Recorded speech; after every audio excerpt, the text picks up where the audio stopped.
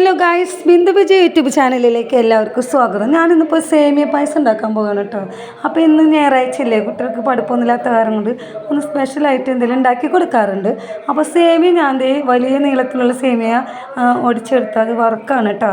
അപ്പോൾ വറുത്തതിന് ശേഷം നമുക്കത് മിക്സിയിലേക്ക് കുറച്ച് തേങ്ങ ഇട്ടിട്ട് അടിച്ച് പാലെടുക്കണം. അപ്പോൾ ഞാനത് ചെയ്യാൻ പോവുകയാണ്. അപ്പോൾ ഞങ്ങളാരും പശുവും പാലിൽ ആരും കുടിക്കില്ല, ഞാനടക്കം നെയ്യൊന്നും ഉപയോഗിക്കില്ല കേട്ടോ. അപ്പോൾ അത് കാരണം കൊണ്ട് ഞാൻ ഇങ്ങനെയാണ് വെക്കാറ്. അപ്പോൾ മിക്സിയിലേക്ക് ഞാൻ നാളികേരമൊക്കെ ഇട്ട് അടിച്ച് പാല് റെഡിയാക്കിയത് അടുപ്പത്ത് വെച്ചിട്ടുണ്ട്. അപ്പോൾ അതൊന്ന് ചൂടാവട്ടെ. ചൂടായതിന് ശേഷം നമുക്കതിലേക്ക് എന്ത് ചെയ്യാം, ഈ വറുത്ത് വെച്ചിരുന്ന് വറക്കണേൽ നെയ്യിട്ട് വറക്കാം കേട്ടോ. ഞാൻ ചെറുതായിട്ട് ഇട്ടിട്ടുള്ളൂ, അങ്ങനെ ഇടാറില്ല. പക്ഷേ ഞാനത് ഇടാണ്ട് വറുത്തിട്ടുണ്ട്. അതിലേക്ക് ഇപ്പോൾ തേങ്ങാപ്പാലിലേക്ക് ഇട്ട് കൊടുക്കുകയാണ് കേട്ടോ. അപ്പോൾ തേങ്ങാപ്പാലിലേക്ക് ഇത് ഇട്ട് കൊടുത്തതിന് ശേഷം നമുക്ക് എന്ത് ചെയ്യാം, കുറച്ച് നേരം ഒന്ന് വേവാൻ വെക്കണം. അപ്പോൾ ഈ പാലിങ്ങനെ ഇളക്കിക്കൊണ്ടിരിക്കണം കേട്ടോ, അല്ലെങ്കിൽ പിരിഞ്ഞു പോകുകയെ. അപ്പോൾ നമ്മളിത് ഇളക്കി ഇതാണ്ടായി വരുമ്പോഴത്തേക്കും നമുക്ക് അടുത്ത പരിപാടിയിലേക്ക് നീങ്ങാം. അപ്പോൾ അതിന് വേണ്ട സാധനങ്ങളുണ്ടല്ലോ, ഇതിലേക്ക് ഇടാൻ വേണ്ടിയുള്ള അണ്ടിപ്പരിപ്പും മുന്തിരിയും നമുക്ക് ഒരു ഭാഗത്ത് വറക്കാം കേട്ടോ. അപ്പോൾ ഇതവിടെ കിടന്ന് വേവട്ടെ. ഇടയ്ക്ക് ഇതിൽ ശ്രദ്ധ കൊടുക്കണേ, അല്ലെങ്കിൽ പിന്നെ ഇത് കട്ടയായിപ്പോവും. അപ്പോൾ ഞാൻ ഒരു പാത്രത്തിലേക്ക് വെന്ത സേമിയ പകർത്താണ്. അപ്പോൾ വെന്തിട്ടുണ്ട് കേട്ടോ സേമിയ. അപ്പോൾ അതിക്ക് മുന്നേ നമുക്ക് അണ്ടിപ്പരിപ്പ് മുന്തിരിയും വറുത്തെടുക്കാം. അപ്പോൾ വറുത്തെടുക്കേണ്ട കാര്യങ്ങളൊക്കെ ഇതേ വറുത്തുകൊണ്ടിരിക്കുകയാണ് ഗൈസ്. അപ്പോൾ ഞാനതൊരു പാത്രത്തിലേക്ക് ഇട്ട്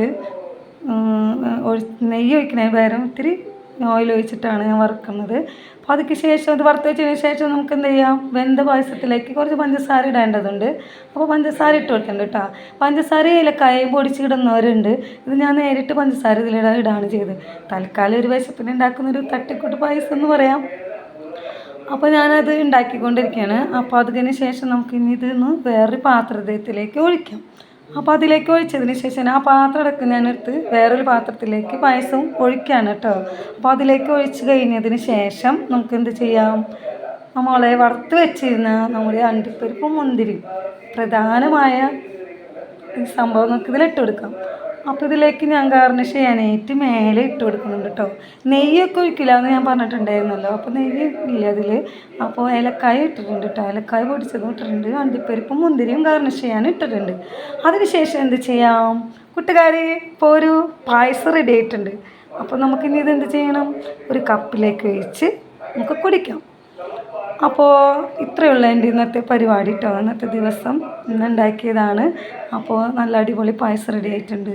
അപ്പോൾ കൂട്ടുകാർ വരുന്നില്ലേ കുടിക്കാനായിട്ട്, അപ്പോൾ ഞങ്ങൾ കുടിക്കാൻ പോവാണ്. അപ്പോൾ ഇതൊരു നമുക്കൊരു കപ്പിലേക്ക് ഒഴിച്ചു കൊടുക്കാം. അപ്പോൾ അടുത്തതായി കപ്പ് എടുക്കുന്നു, അതിലേക്ക് പായസം ഒഴിക്കുന്നു, കുടിക്കുന്നു.